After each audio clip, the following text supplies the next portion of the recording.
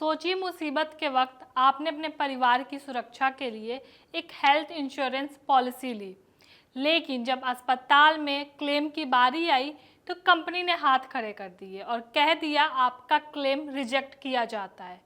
आज के दौर में हेल्थ इंश्योरेंस किसी सुरक्षा कवच से कम नहीं है, जो हमें मेडिकल इमरजेंसी में पैसे की तंगी से बचाता है। मगर कई बार अस्पताल के चक्कर काटने के बाद जब क्लेम खारिज हो जाए तो दुखों का पहाड़ टूट पड़ता है। अमूमन लोग इसके लिए सीधा बीमा कंपनियों को दोषी बनाते हैं, लेकिन असल में इसके पीछे पॉलिसी लेते समय की गई हमारी ही कुछ गलतियां और नियम होते हैं। आज के वीडियो में हम जानेंगे कि आखिर वो कौन से आम वजह हैं जिनकी वजह से आपका हेल्थ इंश्योरेंस क्लेम फंस सकता है या पूरी तरह से रिजेक्ट हो सकता है, ताकि आप इन गलतियों से बच सके। नमस्कार, मैं अस्मिता त्रिपाठी और आप देख रहे हैं अमर उजाला। क्लेम रिजेक्ट होने का सबसे पहला और सबसे आम वजह है पुरानी बीमारी को छुपाना। अक्सर लोग पॉलिसी खरीदते समय एक बहुत बड़ी गलती कर देते हैं। वे सोचते हैं अगर उन्हें अपनी मौजूदा बीमारी जैसे शुगर, बीपी या थायराइड के बारे में कंपनी को बता दिया तो उनका प्रीमियम बढ़ जाएगा। इसी प्रीमियम को कम करने के चक्कर में वो सच को छुपा लेते हैं, लेकिन याद रखिए, इसे बीमा की भाषा में धोखाधड़ी माना जाता है। जब आप अस्पताल में भर्ती होते हैं और डॉक्टर की रिपोर्ट से यह पता चलता है कि यह बीमारी तो पुरानी है, तो बीमा कंपनी आपके क्लेम को तुरंत खारिज कर देती है। नतीजा, आपका सालों से भरा हुआ पूरा प्रीमियम भी बेकार चला जाता है और जेब से लाखों रुपए भी खर्च करने होते हैं। इसलिए पॉलिसी लेते समय हमेशा 100% सही जानकारी दें। दूसरी वजह है वेटिंग पीरियड के नियम को ना जानना। कई लोगों को लगता है कि हेल्थ इंश्योरेंस पॉलिसी लेते ही पहले दिन से ही हर बीमारी का खर्च मिलने लगेगा, लेकिन ऐसा बिल्कुल नहीं है। हर पॉलिसी की अपनी कुछ शर्तें होती हैं।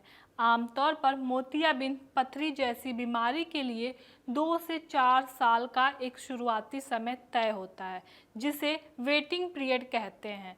अगर आप इस तय सीमा को पूरा करने से पहले इन बीमारियों के इलाज का क्लेम करते हैं तो कंपनी नियम के मुताबिक उसे रिजेक्ट कर देगी। इसलिए पॉलिसी के नियम और शर्तों को ध्यान से पढ़ना बेहद ज़रूरी है।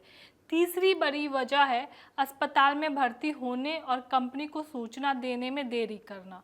ज़्यादातर स्वास्थ्य बीमा पॉलिसी में क्लेम पाने के लिए एक कानूनी नियम होता है कि मरीज का अस्पताल में कम से कम 24 घंटे लगातार भर्ती रहना जरूरी है। अगर आप सिर्फ ओपीडी में दिखाकर घर आ जाते हैं तो क्लेम नहीं मिलता है। इसके अलावा एक और बड़ी लापरवाही होती है सूचना ना देना। अस्पताल में भर्ती होने के तुरंत बाद आमतौर पर 24 से 48 घंटे के भीतर आपको अपनी बीमा कंपनी को इसकी जानकारी देनी होती है।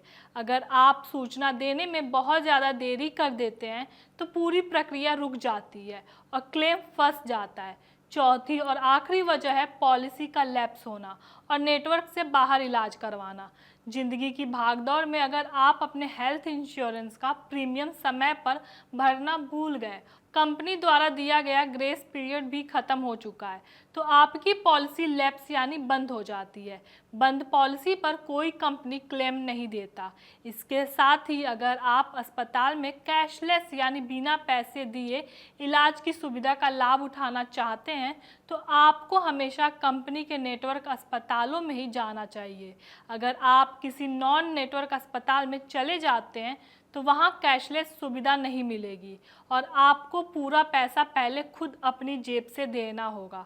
हालांकि ज़्यादातर पॉलिसी में आप बाद में बिल जमा करके पैसा वापस पा सकते हैं, लेकिन तब तक के लिए आपको पैसे का इंतज़ाम खुद करना होगा। अगर आपको आज का यह वीडियो अच्छा लगा है तो वीडियो को लाइक करें, शेयर करें और ऐसी वीडियो के लिए हमारे चैनल को सब्सक्राइब करें।